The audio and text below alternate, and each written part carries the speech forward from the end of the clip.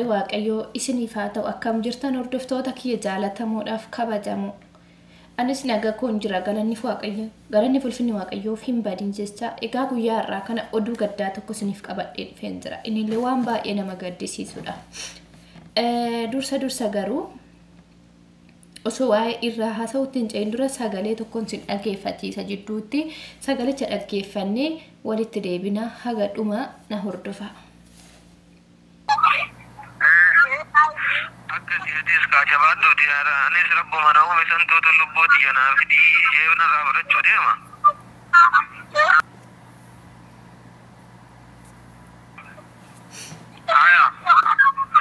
Akkasitti boruu ganama isaa lamarratti.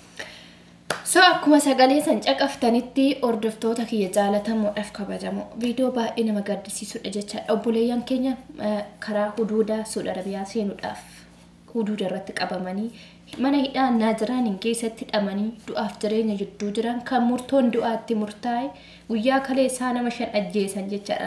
Akkuma sagalee dhaggeeffattan kanatti obbolaan keenya duutitti murtaa'e guyyaa kaleessaa ajjeefamudha gizee jedhan dursa maatiitti dawwalatanii boru ganama jedhanii boru ganama sa'aatii 2tti naan jedhanii kanaafuyyuu lubbuutii waaqayyootu nuu kenne isaan nurraa deeffachaa jira fidii jedheen irraa fudhataa jira. Kanaafuu dhaammadhaan jedhanii tarabbi irraa dhufte yoo taate homaa miti namarraa dhufte homaan taanu kan jedhu maatitti dhaammachan jedha jechaadha. Boowwatii gadda addaatiin jechaadha mimmaa xab godhanii garaa haadha akkam akka ta'u mee ilaala odoo isin ta'e osoo obboleessa kee ta'e osoo obboleettii kee ta'e jedhi bakka san of buusee of laale. Obboleeyyan keenya kan du'an namni 5 guyyaa kaleessaa qalamaniiru. Nama 45 tafe nama 50 namni makiinatu qabamanii nama 50 murtoon du'aatti murtaa'e jechaadha. Sababni kun maal akka ta'e beektu dogongora dallaalati.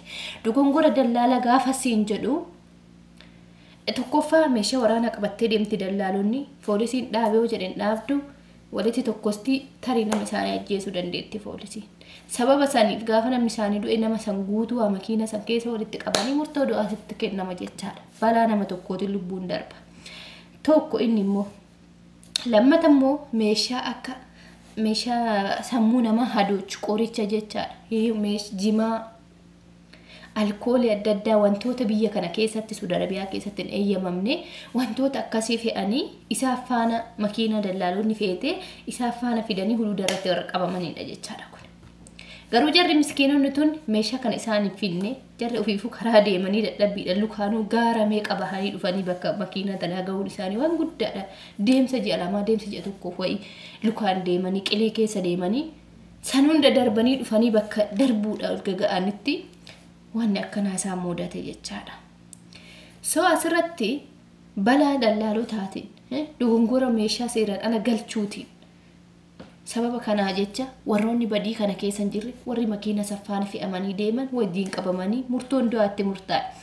Amma nuti kan gochuu qabnu asirratti gahee lammummaa keenya namoonni bahachuu qabnu viidiyoo kiyya kana sheer naaf godha. Sheer naaf godhaati imbaasonni akka dhaqqaban. Warra nama 45 hafe kana lubbuu isaanii baraaruu qabna jecha. Akkamitti akka baraaruu qabnu namoonni mari wal fakkaanne warri social media fayyadamnu guutuu sagalee ta'uu fi qabna jechaadha. Warri du'e nuuf hin deebi'u. Gaafa warri jiran kun immoo lubbuu isaanii hanga danda'ame yaalii tattaaffii gochuu qabna jechaadha lubbuu isaanii baraaruudhaaf. Gaafa siniin jedhu dhandhee baasna miti achi keessa kan baasuu danda'u imbaasidha. Imbaasii Saudi Arabiyaa wajjin waliin mari'atee guyyaa isaanii kana yoo waaqayyo irraa dhufte namni achillee bahan tarii makiina garagaraa du'uu danda'u. Sun guyyaan isaaniiti sun. Namni waaqayyo irraa sii barraa'ee guyyaa kana duuta jedhamee sii barraa'ee taanaan eenyu sin oolchu eenyu sin baasu. Garuu waaqayyo gaditti haga danda'ame yaalii gochuu fi qabna. Irrattillee kadhannaa waaqa keenya taasisuu fi qabna. Namoonni hunduu amantii qabdanii kadhannaa taasisaa fi obbolaa keessan jarri kun akkuma naafsii hojjetachuudha biyyaa ba'an.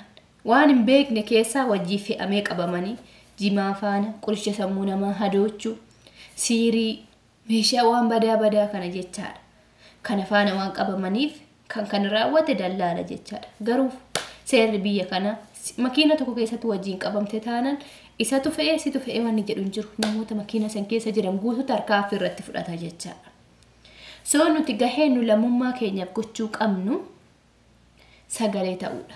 hundi keessanuu sagalee ta'aafi feemasoonni Itoophiyaa guutuun viidiyoo kana hojjedhaa irratti bahaa dubbadha imbaasiin akka dhagahu mootummaan Itoophiyaa akka dhagahu furmaanni akka godhamuufi qabu jechaadha.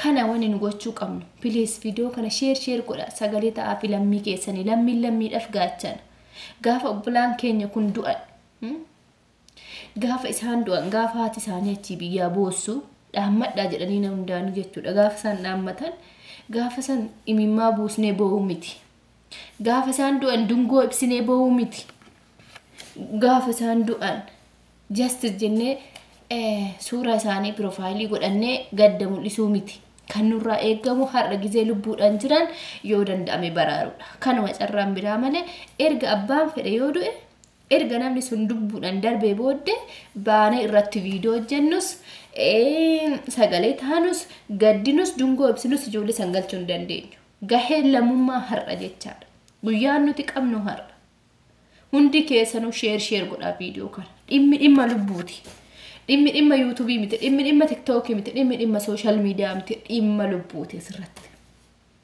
gahee lammummaa mataa keenyaan bahachuu qabna. Ijoolleen baay'ee kana dura ijoolleen keenya nama meeqa akka du'anii beektu mana hidhaa saadaa keessatti daangaa Suudii fi Yamanii jidduutti waraana mootummaan Israa'elii Yamanii rukutte irratti nama meeqa akka lubbuu dhabne yaadattu namni 70 moo 60 kan du'e bakkatti. Kan ammoo madaahanii boombiin itti dho'achi keessatti lukti irraa citee du'aa jiru hideenya gidduu jira nama meeqatu jira. Odeeffannoo kana hin qabdan jedhee yaadadha mana hidhaa saadaa keessatti jechaadha mana guddicha hidhaa saadaa kan Yamanii gidduutti argamu jechaadha. So har'a sagalee lammummaa keessanii ta'uu kan qabdan har'a jechaadha. Har'a boruu miti viidiyoo amma hojjedha hundi keessa mataa viidiyoo hojjedha namni social media fayyadamtu guutuun viidiyoo hojjedha miidiyaa kana ta'uu qaba. Nama 2 nama 3 poostii arganii har'a social media irratti garuu maaliif odoo mana keenya ta'e odoo obboleessa keenya ta'e kan wanni akkanaa irra ga'e osoo obboleessa kee ta'e osoo si mataa kee ta'e akkam goota gahee lammummaa bahachuu qabdan dirqama kanan goonu taanan ani Oromoodha ani saba kiyya jaaladhaani qaalii sabaa maalii sabaa jettanii my profaayilii keessan baattanii deemina gaafa jarri duute jettanii akka nama gaddee shaangulliitti boochuu miidiyaan hin baxabbaxina har'a yoo danda'ame guyyaa har'aa kana sagalee ta'aaf ijoollee kana kan barbaachisu har'a guyyichi erga isaan du'anii erga guyyaan darbee booddee profaayilii keessan gurraachessuun nu fayyadu har'a hundi keessanuu suura jalaa profaayilii godhaati justice free jedha sagalee ta'a. Imbaasiin Itoophiyaa kan Saudi Arabiyaa keessa jirtu magaalaa Saudi Arabiyaa kan taate Riyaadiin jiraadhu Jidda jiraadhu Makkaan ta'ii Madiina ta'ii bakka feete jiraadhu gammaameen ta'e imbaasii Itoophiyaa maqaa dhahattee Itoophiyaa akka lamtee jirtu guutuun jechaadha. Viidiyoon kun isin ilaallata. Kanaafuu share nu godhaati warri dandeettii dubbachuu qabdan baharraa dubbadha warri hin dubbanne immoo kan namni dubbate share godha kan baasii dhaqqabu social media kana baxabbataa jechaadha. Maaliif lubbuu baraaruu qabna erga isaan du'anii boo nu fayyadu just kanuma isin jechuu barbaade dhimma biraan qabu'anii sagalee haa taanu akka namummaa tokkootti. Waan baay'ee garaa nama nyaatudha waan baay'ee nama gaddisiisudha. Kadu'aa jiru kan murtoon du'aate murtaa obboleessa keeti yookiin obboleettii keeti itti yaadi. Dubartoonnis ni jiru gaaf kaan makiina kana keessatti hojii fe'amee warri dhufa isaanis garri dubartoonni itti hidhaman kan dubartoota ta'e amma sagalee hin dhagahamne hojii fe'amanii warra dhufanidha jechaadha. Keessattuu ijoollee keenya karaa seeraan alaa deemtan bilis of eeggannoo taasisa. Dallaalli sun maal nu wajjii fe'ee deema jedha yaada. Jara kana ammoo sagalee taanee amma lubbuu jara kana baraaruu qabna. Warri biraallee warri karaa huduuda ol deemaa jirtan of eeggannoo cimaatu taasisa. Rakkoo akka nama mudatu yaada.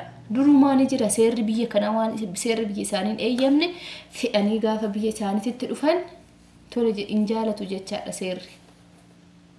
So nuti bakka kanatti gahee lammummaan nu baachuu qabnu share nuuf godha viidiyoo kana akka imbaasiin dhagahee birmatuuf jechaadha. Akka mootummaan Itoophiyaa dhagahee birmatuuf nama 45 bakka takkatti qaluu jechuun dhiiga seexana baasuudha malee ani hin beeku kana. jarattiin kuni jarri du'uuf itti murtaa'e kuni nama badii hin qabne dhugaa.